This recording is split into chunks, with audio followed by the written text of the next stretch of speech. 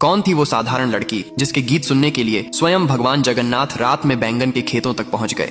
उड़ीसा की पवित्र भूमि में एक साधारण बैंगन बेचने वाला व्यक्ति रहता था, जिसकी एक बालिका थी, भोली, निश्छल और प्रेम से भरी हुई। संसार की दृष्टि में वह बस एक गरीब सब्जी वाली थी, पर भीतर उसका हृदय भक्ति के रत्नों से भरा था। उसे संत जयदेव गोस्वामी के गीत गोविंद के पद इतने प्रिय थे कि वह दिन रात उन्हें गुनगुनाती रहती थी। उसके स्वर में कोई शास्त्रीय लय नहीं थी, पर भक्ति की मिठास थी जो सीधे भगवान जगन्नाथ के हृदय तक पहुंचती थी। वह अपने माता पिता की सेवा करती, घर का सारा काम निबटाती और फिर प्रेम से जयदेव जयदेव गाती रहती। एक दिन पूर्णिमा की रात उसके पिता ने उसे पुकारा, बेटी, चांदनी अभी उजली है, जाकर बैंगन तोड़ ला, सुबह मंडी में ले जाना है। वह उनींदी आंखों से उठी, लेकिन मुख पर वही भक्ति का गीत था। वह खेत में पहुंची और गुनगुनाते हुए बैंगन तोड़ने लगी। उसके हर शब्द में प्रेम का झरना बह रहा था और वही प्रेम भगवान जगन्नाथ को खींच लाया।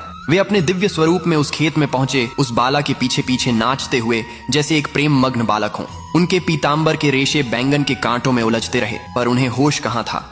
भक्ति का नशा दोनों ओर था। भक्त और भगवान दोनों एक दूसरे में खोए हुए थे। सुबह जब जगन्नाथ मंदिर के पट खुले तो राजा ने देखा कि भगवान का नया पीताम्बर फटा हुआ है। उसे लगा पुजारी ने धोखा दिया है। उसने क्रोधित होकर पुजारी को कारागार में डाल दिया। बेचारा पुजारी रोता रहा, प्रभु, मैं निर्दोष हूँ। उसी रात राजा को स्वप्न में स्वयं भगवान जगन्नाथ प्रकट हुए। वे बोले, राजन, पुजारी निर्दोष है। मेरा पीताम्बर तो बैंगन के कांटों में उलझ गया था जब मैं अपने भक्त की भक्ति सुनने गया था। उस बालिका की गायन भक्ति ने मुझे बांध लिया था।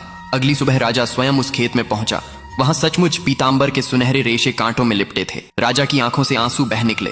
उसने पुजारी को सम्मान के साथ मुक्त किया और प्रण किया कि गीत गोविंद का पाठ अब प्रतिदिन भगवान जगन्नाथ के समक्ष होगा।